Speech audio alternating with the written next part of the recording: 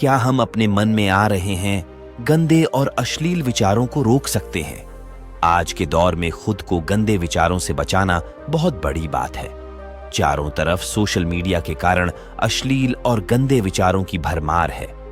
इन विचारों का शिकार हर कोई होता है और हमारा मन ऐसे विचारों को तुरंत ग्रहण कर लेता है। क्या अपने दिमाग को इस प्रदूषण से बचाया जा सकता है? इस सवाल का जवाब पाने के लिए आपको एक कहानी सुनाता हूं। यह कहानी उस समय की है जब देवराज इंद्र का वाहन और स्वर्ग के राजा देवराज इंद्र ने 3 महर्षियों या आर्षि को अपने धाम में आमंत्रित किया।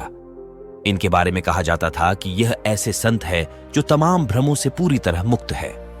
दरअसल देवराज इंद्र इन आर्षि के कारण डर गए थे कि उन्हें लगा कि तपस्वी संत यदि और पूर्ण सिद्ध हो गए तो उनका सिंहासन जाना तय है। आप इंद्र देवता तो इंद्र देवता ठहरे। उन्होंने स्वर्ग की सबसे खूबसूरत अप्सरा आर्षिनगर को स्वर्ग बुलाया गया। आर्षि स्वर्ग पहुंचे तो देवराज ने उनकी खूब आप भगत की, उन्हें आदर पूर्वक बैठाया। उर्वशी ने क्यों दिया? अर्जुन को नपुंसक होने का श्राप इंद्र की सभा में अप्सराओं का नृत्य प्रारंभ हुआ। अप्सराओं का यह नृत्य इतना मनमोहन था कि देवराज इंद्र भी धीरे धीरे मोहित हो रहे थे, क्योंकि अप्सराएं आज कुछ अलग ही रंग में थीं। अप्सराओं ने सुंदरता की सारी सीमाएं लांघ दी थीं।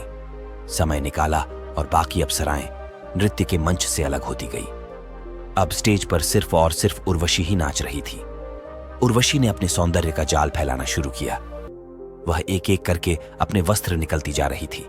तभी एक आर्षि विचलित होकर बोले, कृपया यह सब बंद कर दे, यह अश्लीलता है।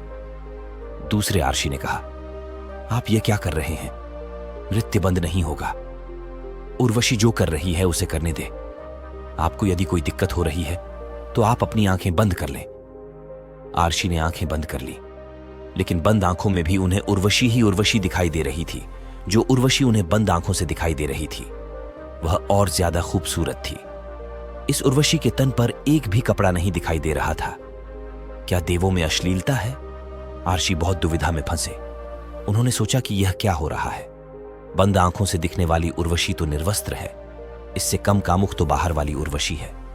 इधर बाहर वाली उर्वशी भी सारी सीमाएं लांघ रही थी और उर्वशी ने अब अपने प्रदर्शन की पराकाष्ठा प्रदर्शित की। अब उसके वक्ष पर एक भी वस्त्र ना रहा। इससे दूसरे आर्षि विचलित हो गए और कहने लगे, यह तो पराकाष्ठा है, मैं इसे अब सहन नहीं कर सकता, यह बंद किया जाए। तब तीसरे आर्षि बोले, यदि आपको ज्यादा समस्या है तो आप अपनी आंखें बंद कर लीजिए, लेकिन यह नृत्य बंद नहीं होगा। दूसरे आर्षि ने भी आगे बंद कर ली, लेकिन बंद आंखों से उन्हें उर्वशी का वह रूप दिखाई दिया जो जीती जागती उर्वशी से ज्यादा कामुक थी। बाहर वाली के तन पर कुछ कपड़े तो थे। दूसरे आर्षि बहुत विचलित हुए। इधर तीसरे आर्षि उर्वशी का नृत्य तल्लीनता से देख रहे थे। पौराणिक कथाएं पिता के वीर्य से और माता के गर्भ के बिना जन्मे पौराणिक पात्रों की उर्वशी ने अब सारी सीमाएं लांघ दी और अब इसके तन पर कोई कपड़ा नहीं था। तीसरे आर्षि विचलित नहीं थे और वह बहुत ध्यान से नृत्य देख रहे थे। उर्वशी अचंभित थी। आखिर इस अवस्था में मुझे नाचते देखने के बावजूद भी तीसरे आर्षि विचलित क्यों नहीं है? आर्षि ध्यान से देख रहे थे। उनके मन में ख्याल था कि शायद और कुछ भी होगा जो उर्वशी उतारेगी। शायद उर्वशी अपनी चमड़ी उतारेगी। देखूंगा आखिर इस चमड़ी के अंदर और क्या है। उर्वशी के पास अब उतारने के लिए कुछ भी नहीं था। वह हैरत में थी कि इस अवस्था में भी वह आर्षि को विचलित नहीं कर पाई। दुनिया में पहला ऐसा व्यक्ति देखा जो उसे इस अवस्था में देखकर भी शांत और सहज है। वह हाश के सामने नतमस्तक हो गई। गंदगी दृश्य में नहीं बल्कि हमारी आंखों के पीछे मौजूद हमारी अंतर्दृष्टि में होती है। आंखें बंद करके हम अपने अंदर की गंदगी को साफ नहीं कर सकते। जितना हम अपनी आंखें बंद करेंगे उतना ही हमारे अंदर की गंदगी हमें परेशान करेगी। आप अपने आप को शुद्ध सात्विक करते हैं, लेकिन बाहर ताप देखकर आपकी सात्विकता को सांप सूंघ जाता है। खुद को सकारात्मक करते हैं, लेकिन बाहर की नकारात्मकता आपको हिला देती है।